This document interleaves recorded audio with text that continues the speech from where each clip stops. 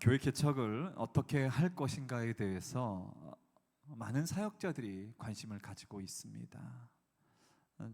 지난주 이주민 선교사 훈련학교에서도 많은 사역자들로부터 저희 생명나무교회가 어떻게 개척되었는지에 대한 문의를 받았습니다.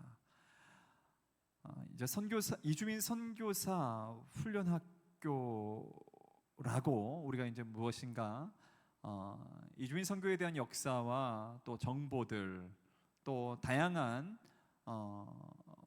그동안 미처 생각하지 못한 부분들에 대해서 전문가들의 노하우들을 우리가 공유했지만, 결국은 그 모든 사역이 교회 개척으로 귀결된다고 저는 개인적으로 생각합니다. 그래서 국내에 들어온 유학생을 비롯한 이주민들을 위해 사역하기 위해서 교회 개척이 필수입니다. 여러분, 교회 개척은 단순하게 말하면 새로운 지역에 새로운 교회를 세우는 것입니다. 크레이크 오트와 진 윌슨은 온 세상을 향한 교회 개척이라는 책에서 이렇게 정의하고 있습니다. 교회 개척은 제자 훈련을 통해 하나님 나라를 재생산하며 영적 리더십의 지도 아래 성경적 목적을 달성하기 위해 힘쓰는 예수 그리스도를 믿는 신자들의 모임을 건설하는 사역이다. 오브리 펄머스는 친히 교회를 세우시겠다는 예수님의 약속에 근거하고 지상 대명령을 이루어내기 위해 어떤 지역에 새 교회를 세우고 성장시켜가는 계획된 과정으로서 힘들지만 신나는 믿음의 모험, 이렇게 정의합니다. 여러분, 저도 동의합니다. 힘들지만 신나는 믿음의 모험, 이 오브리 펄머스의 말에 동의하면서 이 교회 개척은 오늘 제가 읽었던 예수님의 약속인 마태복음 16장 18절 말씀에 근거한다고 다시 한번 강조하고 싶습니다. 우리 18절 말씀 우리 다시 한번 같이 읽도록 하겠습니다. 마태복음 16장 18절입니다. 시작. 또 내가 내게 이르노니 너는 베드로라. 내가 이 반석 위에 내 교회를 세우리니 음부의 권세가 이기지 못하리라. 여러분, 예수님의 교회라면 예수님이 반드시 세우십니다. 여러분, 우리 교회에도 우리 자신의 교회를, 우리의 이름을 내건 교회를 세우는 것을 원하지 않습니다. 예수님의 약속을 근거로 예수님의 교회가 세워지기를 원했고, 그리고 교회가 세워졌고 지금 계속 지어져 가고 있습니다. 여러분, 교회 개척은 지상 대명령에 대한 순종입니다. 팀 체스터는 교회다움이라는 그의 책에서 사도적 선교를 주장합니다. 바로 사도들이 행했던 선교를 따라해야 한다는 의미인데, 바로 사도적 선교의 원천은 지상 대명령입니다. 그래서 팀 체스터는 그의 책에서 사도적 선교는 교회 개척이라고 분명하게 말하고 있습니다. 즉, 지상 대명령은 이 땅에 교회를 개척하라는 명령이라는 것입니다. 총신대의 양영표 교수도 그의 책 사도적 교회 개척에서 이렇게 말하고 있습니다. 아마도 이 땅의 수많은 교회들이, 그것이 개척교회이든 아니면 기존 교회이든 간에 무너지는 이유는 그 교회들이 지상 대명령을 순종하지 않기 때문이라고 역설하면서, 모든 예수님의 교회는 지상 대명령을 순종해야 하며 모든 지상 교회는 교회 개척의 도구가 되어야 한다고 말하고 있습니다. 저도 동의합니다. 이제 선교적 교회 운동을 하는 미국에 있는 AEU라는 대학의 이상훈 총장의 며칠 전 국민일보와의 인터뷰 기사를 잠깐 소개하기 원합니다. 그는 한국 교회의 한계와 위기에 대해 언급하면서 그분이 10여 년 전 미국 플러 신학교에서 강의할 당시 한국 교회가 미래를 준비하지 않으면 큰 위기에 처할 것이라 경고했는데, 팬데믹 이후 교회는 정말 성장과 존재의 한계에 직면했다, 이렇게 말하고 있습니다. 그리고 계속 말합니다. 한국 교회의 쇠락이 북미보다 가파르다, 이렇게 경고하면서 교회가 사방에서 복음 전파를 가로막는 현실 속에서 어려움을 겪고 있다고 말하고 있습니다. 이어서 한국 교회 특유의 기도와 헌신이라는 장점을 회복하고 영적 공동체로서의 본연의 길을 찾는 것이 시급하다라고 강조했습니다. 그러면서 위기는 새로운 기회를 만들어낼 수 있는 시점이라고 말하면서 이상훈 총장은 기존 운동의 한계 속에서 새로운 시선과 문제의식을 느낀 사람들이 나타나 새로운 돌파구를 만들어낸 것이 인류의 역사라고 설명했습니다. 그리고 교회를 향해서는 기존 방식이 아닌 새로운 방식으로 도전해야 한다, 그래야 교회가 운동력을 회복할 수 있다라고 주문했습니다. 특히 초대교회가 핍박 속에서도 복음을 전파한 것을 예로 들며 초대 그리스도인들은 핍박으로 인해 흩어졌고 그로 인해 복음이 멀리 퍼져나갈 수 있다고 설명했다. 그리고 시스템에 갇히고 제도화될수록 모험적 헌신이 사라진다, 이렇게 말하며 한국 교회가 자립하기 이전에 선교사를 파송했던 것처럼 준비가 되지 않았더라도 모험적이고 헌신적인 자세로 나아갈 필요가 있다고 강조했습니다. 사랑하는 성도 여러분, 한국 교회가 자립하기 이전에 선교사를 파송했었습니다. 여러분, 우리 교회도 그 본을 따라서 교회가 세워진 지 얼마 안 되었지만 새롭게 교회를 개척하는, 새롭게 교회를 세우는 교회로 우리 교회가 준비되어지기를 원합니다. 선교지 현지에 교회가 세워지고 또한 이 대한민국에 온 유학생과 근로자들을 위한 이런 이주민 교회가 세워지기를 원합니다.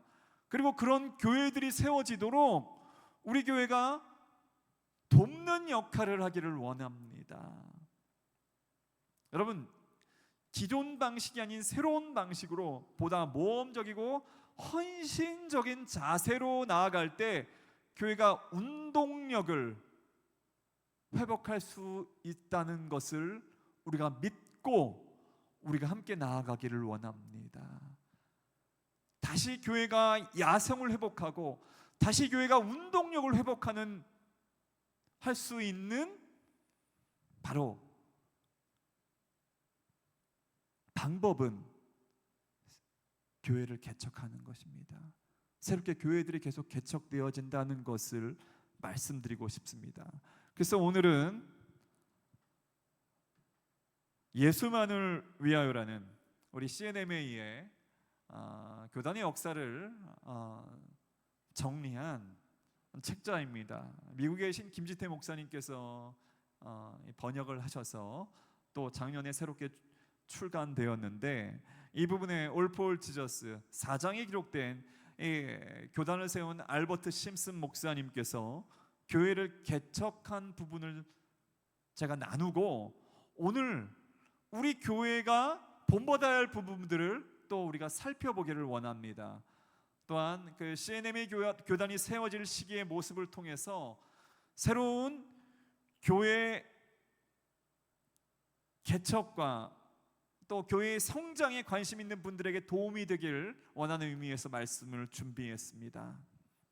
알버트 심슨 목사가 7명의 성도와 함께 1881년 11월 믿음만으로 시작했던 가스펠 타바너클, 그 이후에 벌써 140여 년이 지났는데 전 세계적인 선교 교단으로 CNMA가, 크리스천 앤 미셔너리 얼라이언스가 지금도 미래를 향해서 다시 오실 주님을 맞이하기 위해서 계속 나아가고 있습니다.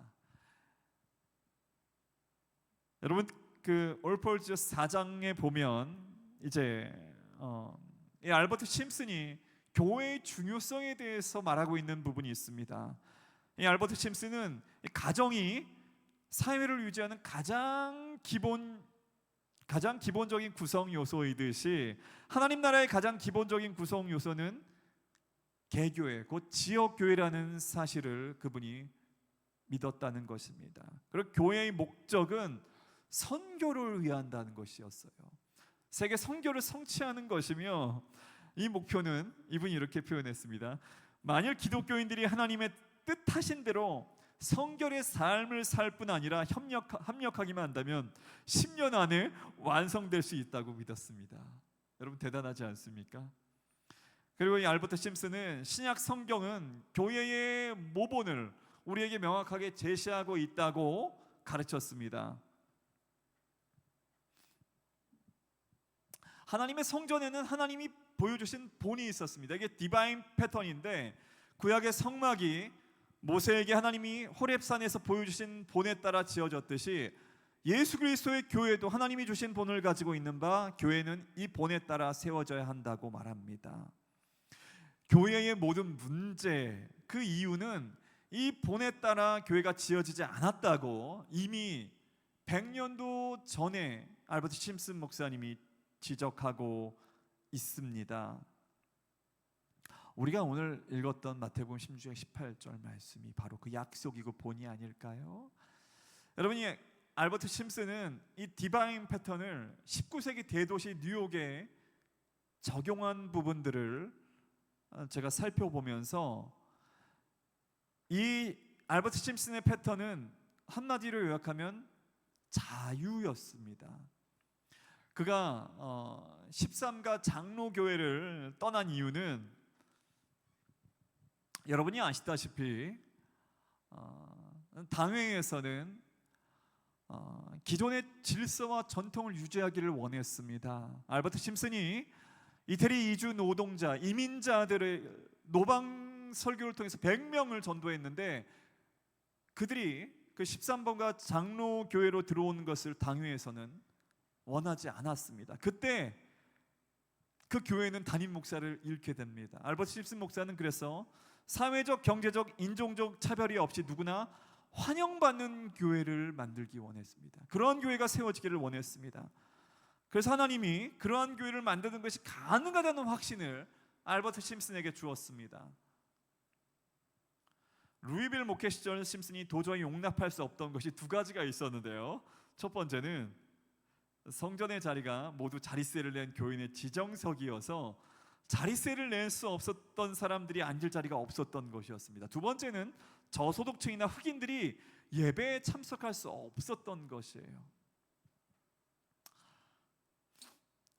위틀 블리스가 인도한 전도 집회가 끝난 후 알버트 심슨은 직접 전도 집회를 인도했습니다. 이 전도 집회에서 심슨이 제창한 4가지 자유가, 첫 번째는 자릿세로부터의 자유였습니다. 두 번째는 입장료로부터의 자유, 세 번째는 옷차림 때문에 사람을 멸시하는 것으로부터의 자유, 네 번째 가입교인이 아니라고 입장을 거부하는 것으로부터의 자유였습니다. 여러분 지금 잘 따라하고 계십니까? 당시에 교회 안에 차별이 존재했다는 것을 제가 말씀드리는 것입니다. 그래서 알버트 심슨 목사님은 본인이 원하는 교회상은 런던의 교회들처럼, 뉴만홀이나 스펄전 목사의 교회처럼 수천 명의 교인들이 신분과 빈부를 막론하고 자유롭게 모이는 교회였다는 것입니다. 여러분 이것이 중요합니다. 예수님께서 이미 십자가에서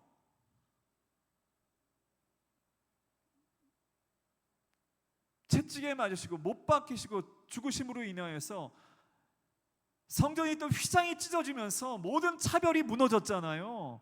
그런데 아직 그 당시에 일부 지역에서는 남녀노소, 인종과 성별에 따른 차별들이 존재했었다는 것입니다.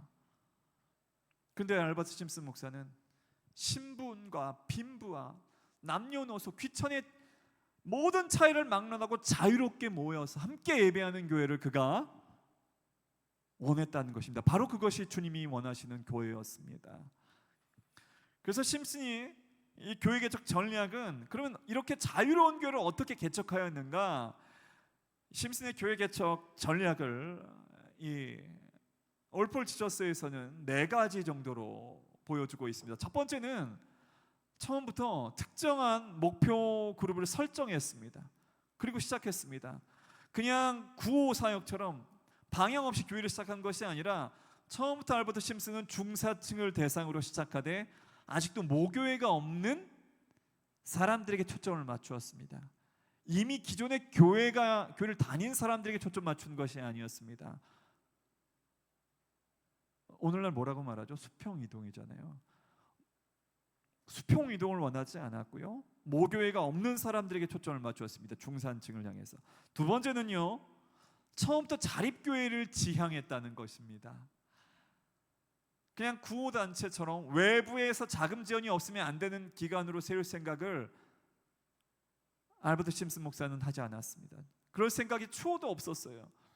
이것이 중산층을 주로 겨냥했던 이유이고, 이런 자립교회의 정신은 교인들에게 책임감과 주인의식을 고취하는 계기가 되었다는 것입니다. 세 번째입니다. 심슨은 처음부터 선교라는 뚜렷한 목적의식을 가지고 교회를 시작했어요. 국내 도시 선교와 해외 선교의 목적을 두고서 선교라는 목적의식을 가지고 교회가 약진하고 하나님의 군대로 세워져 갔다는 것입니다. 그리고 네 번째입니다. 믿음과 확신을 가지고 알버트 심슨 목사님은 사역했습니다. 여러분, 전쟁은 어떻게 보면 무기에 따라 성패가 결정되는 것이 아니라 먼저 마음에서 이기고서 시작하는 것입니다. 먼저 적을 알고 지피지기면 백전 무패라죠. 영적 전쟁도 마찬가지입니다. 하나님은 우리의 믿음의 분량대로 역사하시는데 믿는 자에게는 능치 못함이 없느니라는 말씀은 옛날이나 지금이나 진리라는 것입니다. 알버트 심슨은 이 믿음과 확신을 가지고서 시작했습니다. 그래서 심령 안에 있었던 그런 꿈들이 현실화된 것은 시간 문제였다는 것이었어요. 이제 더 이상 아무에게도 구속되지 않은 자유로운 그리스도의 종이 된 알버트 심슨은 지금까지 자기가 마음속에 간직하고 있던 비전을 실천으로 옮길 수 있게 되었다는 것입니다. 바로 하나님이 계시하신 교회의 모본대로 교회를 시작할 수 있었다는 것입니다. 하나님의 뜻대로 교회를 시작하면 반드시 성공할 것이라는 확신을 가졌어요. 눈에 보이는 여건은 어떻게 보면 초라했지만 믿음의 눈으로 현실 저 넘어 찬란한 비전을 바라보는 알버트 심슨에게 아무런 방해도 아니었다는 것이에요. 비록 투자하는 사람이 자본도 없고 은행에 무엇인가 제한된 예치금도 없고 자신을 도우겠다는 손길조차 아무도 없었는데 알버트 심슨의 마음에는 확신이 있었다는 것입니다.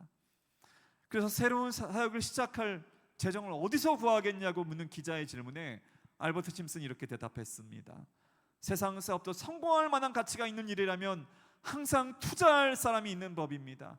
이와 같이 하나님의 일도 값어치 있는 사역이라면 하나님께서 부족함이 없도록 채워주시는 법입니다.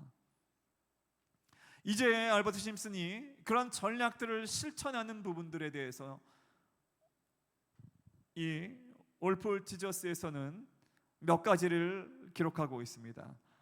알버트 심슨은 자신의 아이디어를 즉시 행동으로 옮겼습니다.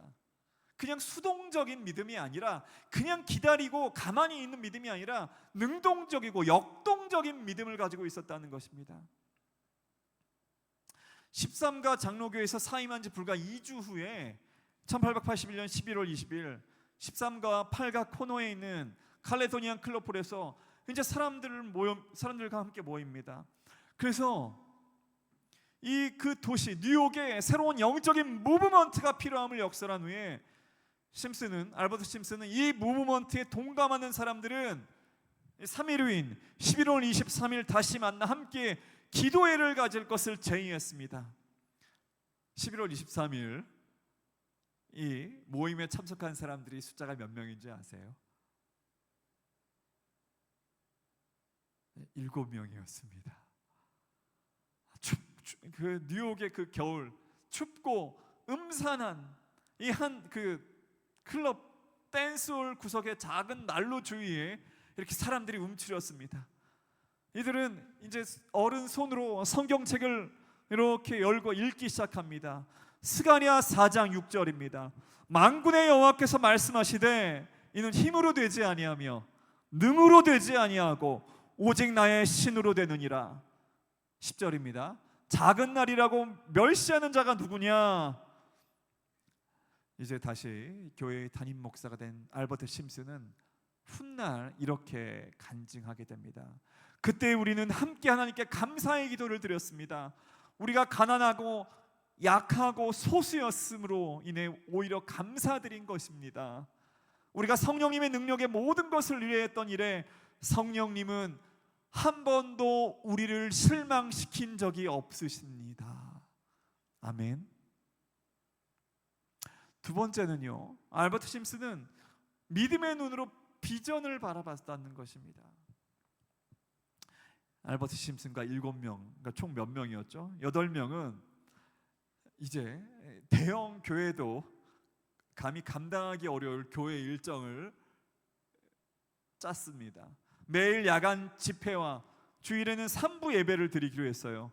주일 오후 예배는 앞으로 뉴욕 시내 여러 지역으로 퍼져나갈 지회, 브랜치의 지도자 훈련에 치중하기로 했습니다. 매일 야간 집회 직전에는 노방전도 집회를 가지며 여름에는 매일 야간 집회 직후 천막 집회를 가지도록 계획했습니다. 몇 명이서요? 네, 8명이서요.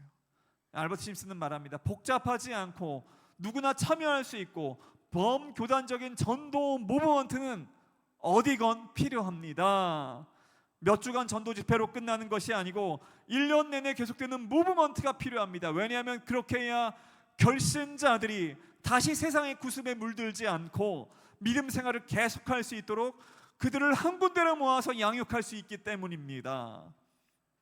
이제까지 기존 교회나 기독교 구호 단체의 어느 쪽에서 소속감을 느끼지 못했던 소외된 대중들이 이제 자기들을 대상으로 한 심슨의 사역에 관심을 기울이기 시작했던 것입니다. 매일 개최된 노방전도 집회, 야간 집회마다 이들은 몰려들기 시작했어요. 원래 이 심슨의 회중은 칼레도니안 클럽의 댄스홀을 빌려서 예배를 드렸는데 교인이 급증함으로 인해 첫 예배를 드린 지 2개월도 못된 1882년 1월 장소를 이보다 큰 음악학교 강당으로 옮겨야 했습니다.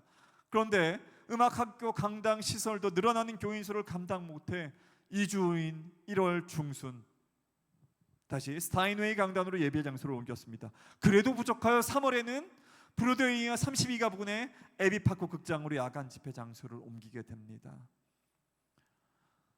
다음의 전략은 무엇이냐면 예배에 성공하는 것이었어요. 심슨은 알버트 심슨 목사님은 예배가 지겨워지지 않도록 유의했다는 것입니다. 지겨운 예배가 되지 않도록 유의했어요. 알버트 심슨의 예배의 성공 요인을 4가지로 볼 수 있는데요. 첫 번째입니다. 찬양과 음악이 중요한 몫을 차지하는 예배를 드렸습니다. 두 번째입니다. 설교는 가능하면 짧게 해야 했습니다. 세 번째입니다. 헌금을 강요하는 말씀은 절대로 삼갔고요. 네 번째입니다. 다른 교회나 단체에 대한 험담은 일절하지 않았다는 것입니다. 이때 하나님은 많은 교인과 함께 많은 동역자들을 보내주십니다. 아이다 씨는 찬양 집회와 성가대를 인도하기 위해 브루클린에서 왔고, 유명한 목사이자 루이빌 시절 이래 심슨의 친구인 조지 펜타코스트 박사는 음악학교 강단에서 1882년 신년 예배에서 심슨 대신 선교 말씀을 전하였습니다. 유명한 복음 성가 작곡가였던 조지 스테빈스도 또 그의 아내도 자주 방문하며 봉사했다는 것입니다. 네 번째입니다. 간단하고 열린 마음으로 작성된 교회 헌법을 제정했습니다. 교회 헌법이 그냥 8개 조항으로 다 합쳐서 500단어 정도에 지나지 않았어요. 3가지 특기할 내용이, 첫 번째, 교회 가입 요건은 믿음의 고백과 고백에 합당한 삶을 살아야 한다는 것 2가지였고요. 둘째, 세례의 방법론에 대해 있어서는 침례를 선호했습니다. 그런데 강요하지는 않았습니다. 세 번째, 교회의 사명은 국내를 막론하고 복음에서 소외된 영혼들을 전도하고 선교하는 것임을 분명히 했습니다. 다섯 번째는요, 사역에 있어 재정 문제는 우선순위의 최하였다는 것입니다. 여러분, 오늘날 많은 사역자들은 재정의 문제를 그들의 우선순위에 상당수 최상위에 올려놓습니다. 하지만 알버트 심슨 목사님은 교회에서 월급을 받지 않고 교회에서 월급을 받기보다 자신의 필요를 하나님이 공급하실 것으로 믿었고 자신의 저서에서 나오는 수입 등으로 생활에 충당했다는 것입니다. 뿐만 아니라 자신의 주머니를 털어서 교회 사역에 헌금하였고요, 사역 착수 비용도 알버트 심슨의 주머니에서 나왔습니다. 이러한 알버트 심슨의 희생은 사역 시작한 후에 상당 기간 계속되었습니다. 여섯 번째입니다. 전도의 참여도와 방법론에 있어 토탈 에반젤리즘을 작용했습니다. 전도와 구제 활동이 균형 있게 전개되었고 평신도들 모두가 자신의 은사에 따라 모두 전도에, 선교에 참여하였습니다. 첫 번째는 노방전도팀이었어요. 노방전도팀은 주로 젊은이들로 구성되었는데요, 이들은 골목과 부둣가에서 복음을 전했습니다. 심지어는 항구에 정박한 선상까지 올라가서 선원들에게 복음을 전했습니다. 교인들은 자신의 주머니를 털어서 13가에서 노방전도 사역을 시작하기도 했습니다. 두 번째는 하기 천막 집회를 통한 전도였습니다. 뉴저지의 사업가 한 명이 500명을 수용할 수 있는 대형 천막을 제공했습니다. 다른 한 사람은 천막을 칠 공간을 제공했습니다. 그래서 두 사람이 헌물을 즉각 수락하고 모든 집회를 7월 14일부터 홀에서 천막으로 옮겨 10월 29일까지 계속 천막 집회로 대체했습니다. 세 번째입니다. 신유 집회를 통한 전도였습니다. 여러분, 굉장히 중요합니다. 신유 집회를 알버트 심슨 목사님이 행하였다는 것입니다. 천막 집회도 열매가 많았고요, 또 그 외에 가스펠 터머너클의 금요 집회도 큰 효과를 거두었습니다.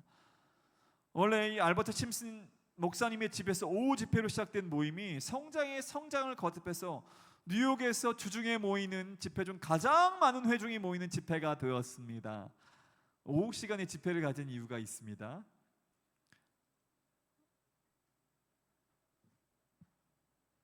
집회의 성격이 처음에는 성령님께 자신의 삶을 온전히 바치는 헌신 예배로 시작하였는데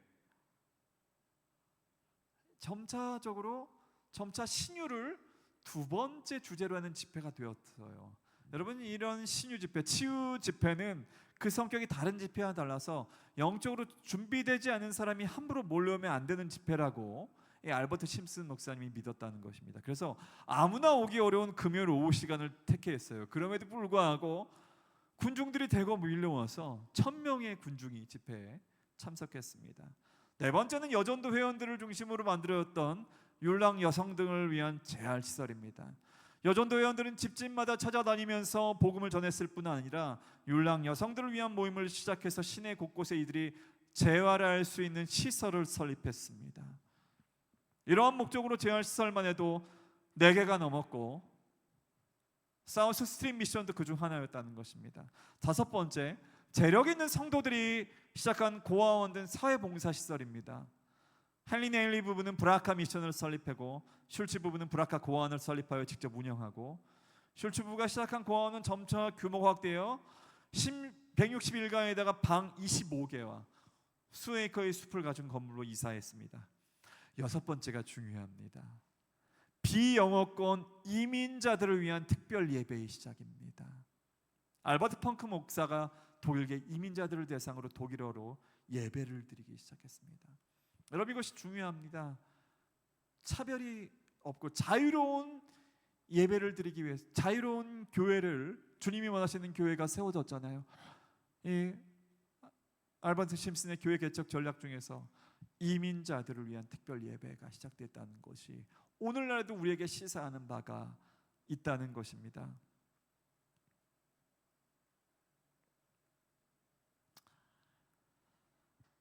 이런 알버트 심슨 목사와 함께한 회중들의 이런 전도와 선교는 굉장히 성공적이었습니다. 1년이 지난 1880년 초에는 등록교인 수가 7명에서 시작됐다고 했잖아요. 1년 만에 217명으로 증가했고 줄 예배에는 700여 명이 참석했고, 이 1883년 6월 심슨 회중은 가스펠 터버너클이라는 이름으로 법인 등록을 가결하기로, 또 7월에는 뉴욕주에 허가를 받았습니다. 그리고 계속적인 주일 예배가, 또한 집회들이 계속적으로 확장되면서 장소들이 계속 옮겨지게 됩니다. 그래서 이제 매스컴이 가만히 있지 않습니다. 이 어제의 청중 숫자로 판단할 때 심슨은 무디, 생키와 비교는 부흥사가 될 것이다. 이 매스컴에서 계속 알버트 심슨에 대해서 대서특필을 하게 될 때, 이 알버트 심슨 목사님은 어떻게 했죠?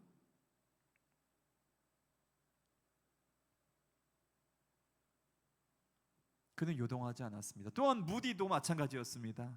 이런 심슨과의 비교에 개의치 않고 겸손히 다른 사람들에게, 방금 자기가 알버트 심슨의 목사의 설교를 들었는데 심슨만큼 내 심령에 와닿는 말씀을 전한 사람이 아직 없다고 하면서, 정말 당시 하나님 나라 복음이 전파되고 교회가 세워지고 선교가 확장될 때 놀랍게 쓰임받았던 하나님의 사람들의 그 겸손한 마음을 이 책에서 제가 볼 수 있었습니다.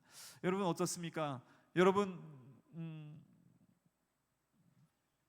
저희도 마찬가지입니다. 저희가 나이가 들면 목사님과 우리 교회 협력 선교사님, 아마 이제 후배 목회자들이 계속 세워질 텐데, 우리는 우리보다 뛰어난 후배들을 존경하고 그들의 사역에서 하나님께서 놀랍게 결실하게 된 것을 우리가 기뻐할 줄 알아야 됩니다. 무디가 그랬다는 것입니다. 당시 알버트 심슨이 그랬다는 것입니다. 하나님의 사람들은 다른 사역자들과 경쟁하지 않았습니다. 하나님 나라가 확장되는 것에 위해서 그들은 하나님께 영광을 돌리고, 그리고 하나님의 마음을 가지고서 후배 사역자들을 존경하고, 그들의 성공이라는 표현 그렇지 몰라도 그들의 사역에서 하나님께서 함께 하시고 놀라운 열매 맺은 것에 대해서 그들은 박수를 치고, 그리고 기뻐했다는 것을 우리가 기억하길 원합니다. 이 알버트 심슨의 7번째 전략 중에 하나는 대중의 마음을 두드리는 설교를 했다는 것입니다. 알버트 심슨은 모든 분류의 사람이 마음의 문을 두드리는 비법을 터득한 설교자였다고 이 책은 기록하고 있습니다. 한 편집자는 이렇게 기록했습니다. 심슨은 음유시인이다. 그의 설교는 그의 입에서 흘러나오는 감미로운 음악이다. 설교할 때 몸짓도 시적임이 열정 그 자체이다. 심슨은 마치 성령의 바람에 흔들리는 한 줄기 갈대처럼 움직이는 시인이다. 그렇다고 심슨의 설교가 교양 있는 사람들에게 먹히는 고급 설교였다는 것이 절대 아닙니다. 시적 스타일보다는 직설적인 표현을 선호하는 노동자들도 이 알버트 심슨의 설교에 동일하게 매료되었다는 것입니다. 거덜목 신옷으로 일하는 한 사람은 이렇게 말했습니다. 저분의 설교라면 24시간 동안 들어도 지치지 않겠다. 우리 목사님, 우리 교회 목사님들도, 우리 생명나무 교회 목회자들의 설교는 24시간이라도 들어도 지치지 않겠다라는 이러한 칭찬을 듣기를 예수님의 이름으로 축원합니다. 8번째는 세계 선교의 비전을 펼쳤다는 것입니다. 여러분, 알버트 심슨 이 목사님과 초기 이 개척교회 멤버잖아요. 심슨 목사님의 회중은 하나님이 주신 본을 따라 세워진 교회의 존립 목적, 그것은 바로 선교이고, 그것은 바로 선교를 향해 본격적인 발걸음을 내딛기 시작함을 통하여서 심슨은 마태복음 28장 19절 예수님의 지상명령, 특히 너희는 가라는 명령 가장 직설적으로 적용했다는 것입니다. 만일 제가 국내에서 하는 선교를 위한 사역이 직접 나가서 하는 사역보다 훨씬 더 중요하고 효과적이라는 사실이 확실하지 않다면 저는 나가야 합니다. 예수님이 원하신다면 저는 어디든지 나갈 준비가 되어 있습니다. 바로 이러한 자세가 주님의 지상 명령에 우리가 신실하게 순종하는 것입니다. 그래서 이 심슨은 선교의 비전을 성취하기 위해 3가지를 추진했는데요. 첫 번째는 선교회를 조직했습니다. 1883년 3월 심슨 회중은 세계 선교를 위한 선교 연합이란 명칭의 선교회를 조직했습니다. 이 선교의 목적은 땅끝까지 복음이 전해지도록 기도하고 준비하는 것이었어요. 두 번째는요, 문서 선교를 다시 시작했어요. 13번가 장로교회에서 그가 세계 선교 잡지를 발간했잖아요. 이 알버트 심슨이 뉴욕에 도착하자마자 선교 잡지를 만드는 비전을 최우선 과제로 세우고 만천하의 복음을 이란 잡지를 만들고 홍보에 주력했어요. 이후 유사한 월간 가랭문, 말씀, 사역, 세상이라는 명명한 월간 잡지를 시작함으로 다시 문서 선교에 손을 댔습니다. 선교의 정보를 교환하고 모든 성도들에게 선교의 비전을 고취할 잡지를 다시 시작했습니다. 이 잡지는 당시 140년 전이죠. 만천하의 복음을처럼 전 세계에서 일어나는 선교 사역의 모든 정보를 사파와 사진을 곁들여서 게재할 뿐 아니라 알버트 심슨 자신의 글 중 가장 빼어난 글들을 게재했습니다. 이 월간 잡지는 당시 복음주의 교계의 중요한 기사거리와 인물들의 소식을 전했고요. 과거 만천하의 복음을 해서 시도했듯이 매 면마다 기발한 사파를 삽입함으로 당시 기독교 출판계에 혁신을 가져왔다는 것입니다. 집회를 관한 전문가인 이 A.W. 토저의 찬사를 한번 들어보기 원합니다. 말씀 사역 세상은 종교계에서 간행한 선교 잡지 중 가장 훌륭한 잡지였습니다. 기사의 범위도 놀랍게 넓었습니다. 디자인만 봐도 이 잡지의 편집자가 세계를 자신의 교구로 삼았음을 알 수가 있습니다. 심슨이 세계를 품는 선교관을 뚜렷이 드러낸 것은 이 잡지가 처음일 것입니다. 세 번째로는요, 선교사 훈련 대학을 시작했습니다.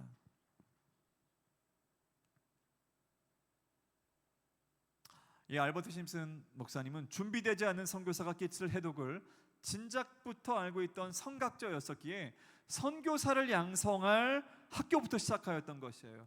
1883년은 가스펠 타버너클이 신유의 집과 선교의 조직에 이어 또 하나의 사업을 일으킨 중요한 해입니다. 1883년 초 심슨은 자신의 잡지에 이렇게 기고했습니다.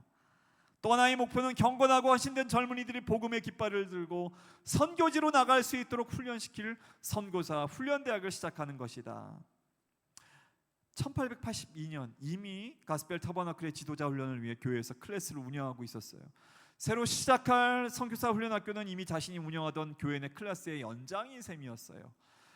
그 다음 달 잡지에 심슨이 이렇게 기고했습니다. 선교회원의 숫자는 계속 증가하고 있고 선교에 필요한 재원과 인적 자원도 증가하고 있다. 서부에서 한 친구가 선교사 훈련대학 기금으로 100불을 보내왔다. 수많은 헌신된 선교사 지망생들이 학교가 시작하면 즉시 등록하려고 고대하고 있다.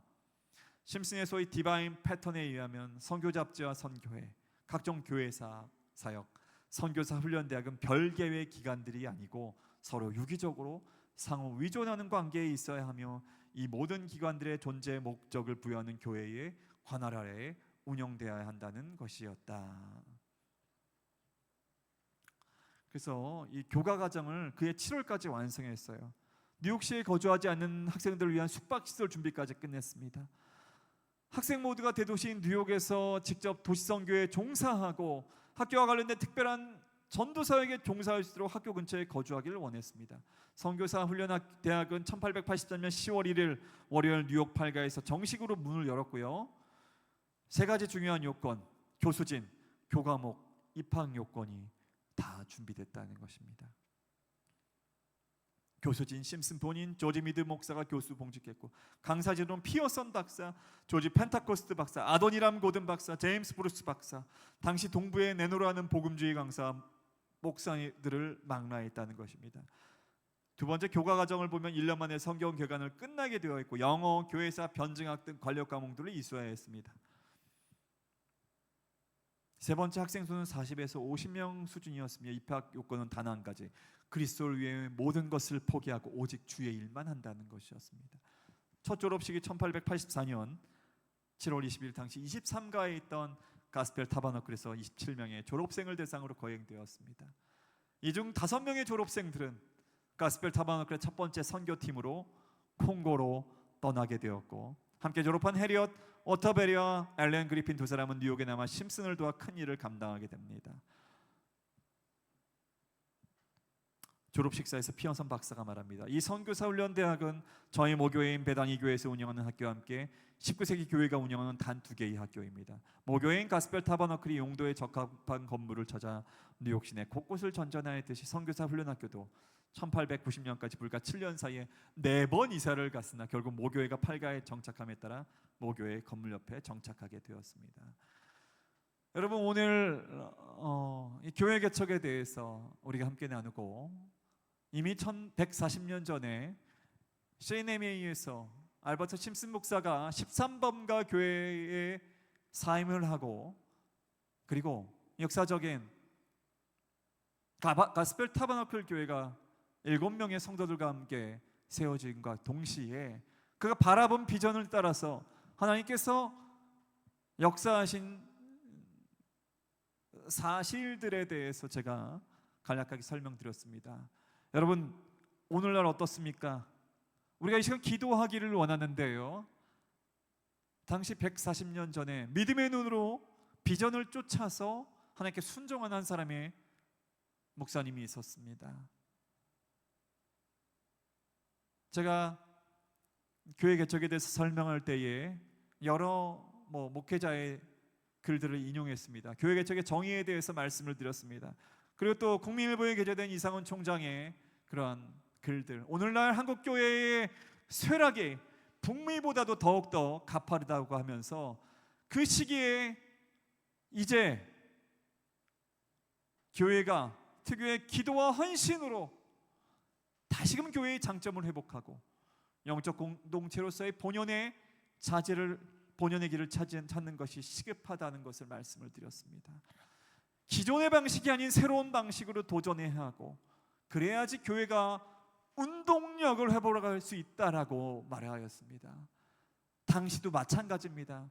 기존의 전통과 변화의 대치점에 있었을 때 알버트 심슨은 선택할 수밖에 없었습니다. 새로운 무브먼트를, 주님께서 일으키시는 무브먼트를 그는 원하였고, 그는 과감하게 변화의 자리로 나아가게 되었습니다. 여러분에게 도전드리고 싶습니다. 오늘날에도 마찬가지입니다.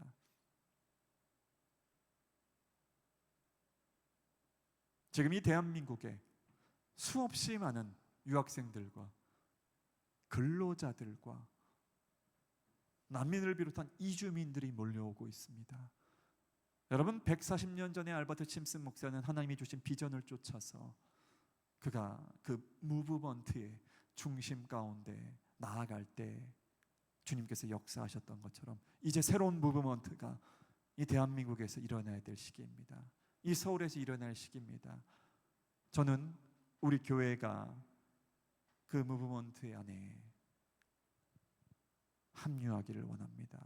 성령께서 지금 새롭게 일으키고자 하는 이 위기라는 시간 안에는 반드시 기회를 포착할 수 있는 하나님이 주시는 전략들이 있고, 하나님이 주신 비전을 볼 수 있는 목회자들이 있음을 말씀드리고 싶습니다.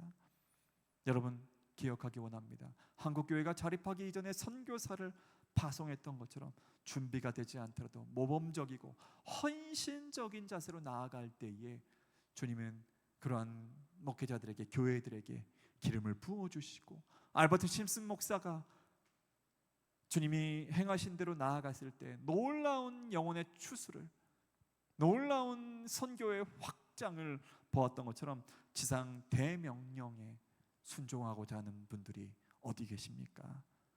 저와 여러분이 아닙니까?